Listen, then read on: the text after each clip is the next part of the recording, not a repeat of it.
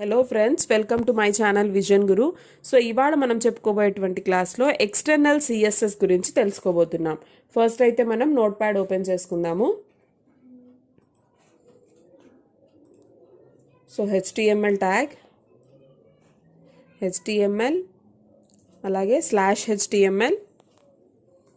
Next body tag రాద్దాము, body /body. Next head tag రాద్దాము.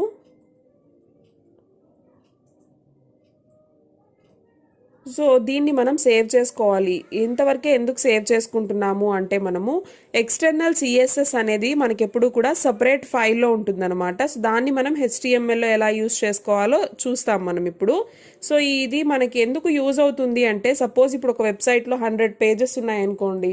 So ఆ 100 పేజెస్కి ఒక కామన్ డిజైన్ని మనం అప్లై చేయాలి అంటే సో ఎక్స్టర్నల్ సిఎస్ హెల్ప్ అవుతుంది అనమాట. సో ఇప్పుడు మనము ఒక న్యూ ఫైల్ని తీసుకుందాము.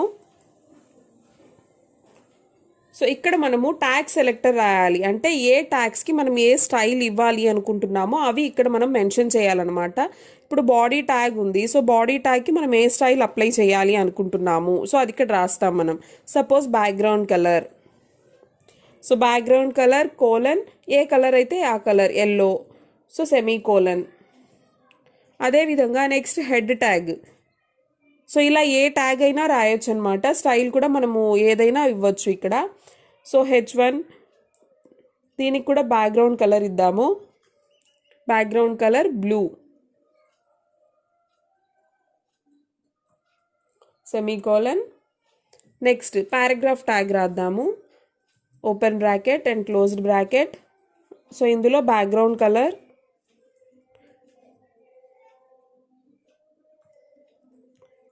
రెడ్. సో ఇప్పుడు దీన్ని సేవ్ చేసుకుందాము. సో ఎప్పుడూ కూడా ఎక్స్టర్నల్ సిఎస్ఎస్ని మనం సేవ్ చేసుకునేటప్పుడు .cssతో ఫైల్ని సేవ్ చేసుకోవాలన్నమాట. సో ఇక్కడ నేను style.css అని ఇస్తున్నాను. స్టైల్కి బదులు మీరు ఏదైనా నేమ్ ఇవ్వచ్చు. సో సేవ్ చేసేసుకున్నాం కదా. సో ఇప్పుడు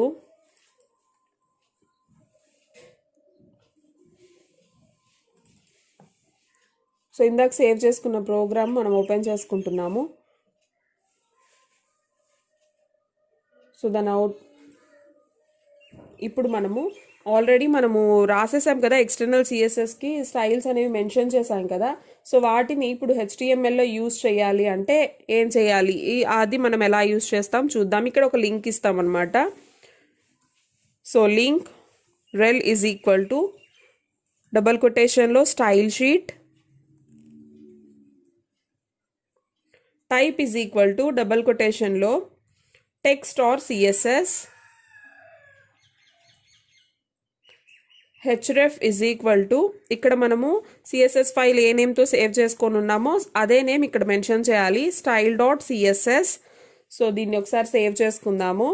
ఇక్కడ మీరు చూసినట్లయితే సో ట్యాగ్స్ నేను ఇంకా ఏమీ ఇవ్వలేదు, ఒక బాడీ ట్యాగ్ మాత్రమే ఉంది. సో మనం అక్కడ బాడీ ట్యాగ్కి ఏ స్టైల్ ఇచ్చున్నామో అది మనకి అవుట్పుట్లో డిస్ప్లే అవ్వాలన్నమాట. సో బ్యాక్గ్రౌండ్ కలర్ ఇచ్చున్నాం మనం. సో ఒకసారి మనం అవుట్పుట్ చూద్దాము. రిఫ్రెష్. ఎస్, చూడండి ఇక్కడ output body background colour yellow colour వచ్చింది.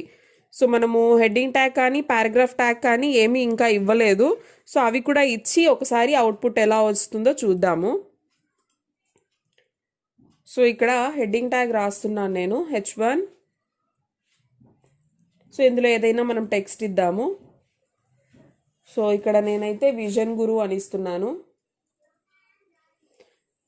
సో నెక్స్ట్ పారాగ్రాఫ్ ట్యాగ్ కూడా రాద్దాము. పారాగ్రాఫ్ ట్యాగ్ హలో ఫ్రెండ్స్ రాద్దాము.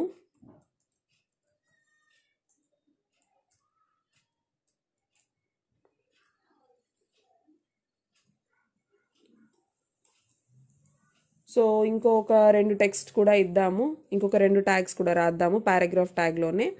సో ఇక్కడ HTML ఇన్ తెలుగు అని ఇస్తున్నాను. సో నెక్స్ట్ ఇంకొక ట్యాగ్లో వెబ్ డిజైనింగ్ అని ఇద్దాం.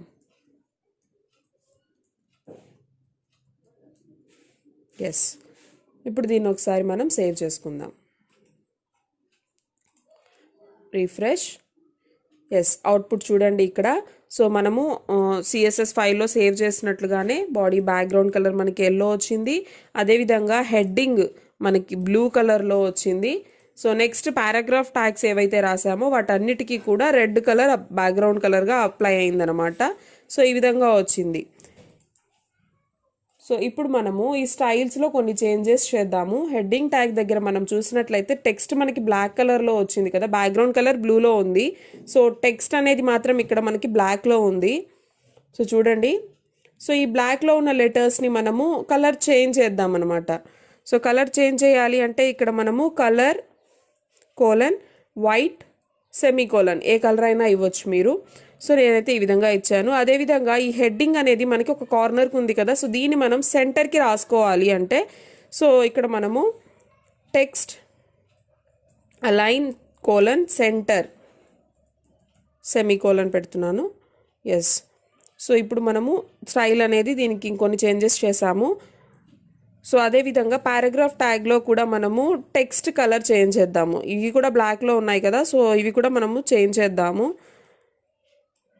సో ఇక్కడ కూడా వైటే ఇచ్చేస్తాను.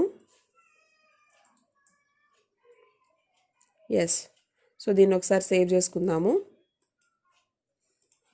సో ఇప్పుడు రిఫ్రెష్ చూడండి. సో ఇప్పుడు మనకి బ్యాక్గ్రౌండ్ కలర్స్ అలాగే ఉన్నాయి, కానీ ఆ టెక్స్ట్ కలర్ అనేది చేంజ్ అయిందనమాట. అదేవిధంగా ఇక్కడ విజన్ గురు అనేటువంటి హెడ్డింగ్ కూడా మనకి సెంటర్కి వచ్చేసింది. సో ఇది మనకి ఎక్స్టర్నల్ సిఎస్ఎస్ అనమాట. సో ఇప్పుడు మనము ఇన్లైన్ సిఎస్ఎస్ని కూడా దీంట్లో యూస్ చేసి చూపిస్తాను. సో మీకు ఆ డిఫరెన్స్ అనేది ఒక క్లారిటీ వస్తుంది. సో ఇక్కడ పారాగ్రాఫ్ ట్యాగ్లో ఇక్కడ మనకి 3 టెక్స్ట్ ఇచ్చాం కదా, సో మధ్యలో ఉన్నదానికి నేను ఇన్లైన్ యూస్ చేస్తున్నాను. సో ఇన్లైన్ సిఎస్ఎస్ అంటే మనం ఆల్రెడీ ప్రీవియస్ క్లాస్లో చెప్పుకున్నాము. సో ఏ ట్యాగ్ స్టైల్ ఇవ్వాలనుకుంటున్నామో అది మనం ఆ ట్యాగ్లోనే రాస్తాము, పర్టికులర్ ట్యాగ్లో. సో ఇక్కడ style is equal to background colour, so green ఇస్తున్నాను. దీన్ని ఒకసారి సేవ్ చేద్దాము. రిఫ్రెష్. ఎస్, చూడండి ఇక్కడ పారాగ్రాఫ్ ట్యాగ్లో 3 టెక్స్ట్ ఇచ్చాము మనము. సో మనము జనరల్గా ఎక్స్టర్నల్లో ఏం చేసాము అంటే బ్యాక్గ్రౌండ్ కలర్ రెడ్ ఇచ్చాము కాబట్టి అన్నిటికీ రెడ్ రావాలి. కానీ ఇక్కడ మనం ఇన్లైన్ యూజ్ చేసి ఒక్క పారాగ్రాఫ్ ట్యాగ్కి మాత్రమే మనం గ్రీన్ కలర్ యూజ్ చేసాం కాబట్టి ఆ పర్టికులర్ ట్యాగ్ యూజ్ చేసిన టెక్స్ట్కి మాత్రం గ్రీన్ వచ్చింది, మిగతా వాటన్నిటికి కూడా ఆ కలర్ రెడ్ కలరే ఉందన్నమాట. సో ఇది మనకి ఇన్లైన్ అండ్ ఎక్స్టర్నల్ సిఎస్ఎస్కి ఉన్న డిఫరెన్స్ అనమాట. మీకు ఆ క్లారిటీ రావడం కోసం ఇక్కడ నేను అది యూస్ చేశానమాట. సో ఐ హోప్ మీకు అర్థమైంది అనుకుంటున్నాను. సో నెక్స్ట్ క్లాస్లో కలుద్దాము. Thank you.